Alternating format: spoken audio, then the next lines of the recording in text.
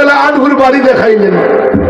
ওখান থেকে নিয়ে যাচ্ছেন উৎপল সাহেবার হুকুমে ওই তায়েফের দুষ্টু বাচ্চাগুলো আমার রসুলকে পাথর নিক্ষেপ করে পাথর মেরে মেরে রক্তাক্ত করেছিল, সেই জায়গাটা দেখাবেন। তিন রাস্তার মাথায় যখন গেলাম, বলে হযরত আপনারা তো কোরআন হাদিসে পড়েছেন, বাস্তবে দেখেননি। আজকে দেখেন যেই জায়গাটায় উৎপল সাহেবের হুকুমে আমার রসুলকে রক্তাক্ত করা হয়েছিল, এটা সেই জায়গা।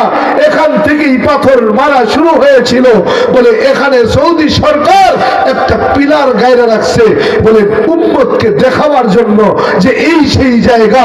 এই জায়গায় প্রথম দুষ্টুরা আমার রসুলের গা মোবারকে, শরীর মোবারকে পাথর নিক্ষেপ শুরু করেছিল। ওখান থেকে ওই সেই কাটা রাস্তায় কাটা দেওয়া দুষ্টু বুড়ির বাড়ি পর্যন্ত প্রায় 3 থেকে 3.5 কিলোমিটার রাস্তা। এই রাস্তাটা হেঁটে হেঁটে আমার রসুল গেছেন। একবার আর দুইবার নয়, বলে 3-3বার জ্ঞান হারিয়ে রাস্তায় পড়ে গেছেন।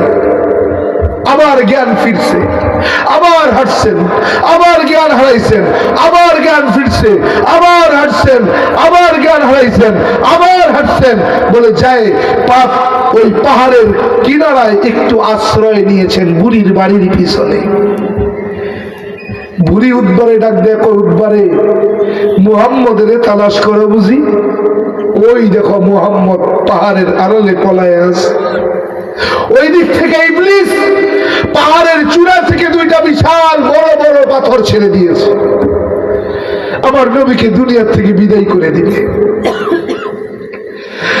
আল্লাহ তাআলা বলে, জিবরাইল আর দেরি করিও না, আর দেরি করিও না, তাড়াতাড়ি যাও। ওই ইবলিসের পাথর ফালানো গুলো পাথর যে জায়গায় আছে সে জায়গায় আটকায়া দাও। বলে জিবরাইল আমিন এসে ছোট্ট ছোট্ট 2টা পাথর, 2 পাথরের গোড়ায় লাগায়া দিছে। শুধু কসম 1450 বছর পাথরগুলো এরকম ঝুলে আছে, এরকম এরকম। পাশ থেকে দেখলে মনে হয় এই তো বুঝি পড়ে গেল, কিন্তু কসম 1450 বছর ধরে ঝুলে আছে। বলে কিয়ামত পর্যন্ত থাকবে, ওই পাথর গড়বে না। বলে উম্মতকে দেখাবার জন্য আমার রাসূল কত কষ্ট করে ইসলাম প্রতিষ্ঠা করেছিলেন, কোরআন বাস্তবায়ন করেছিলেন, এটা দেখাবার জন্য কিয়ামত পর্যন্ত এই পাথরগুলো ঝুলায় রাখবে। আল্লাহু আকবার।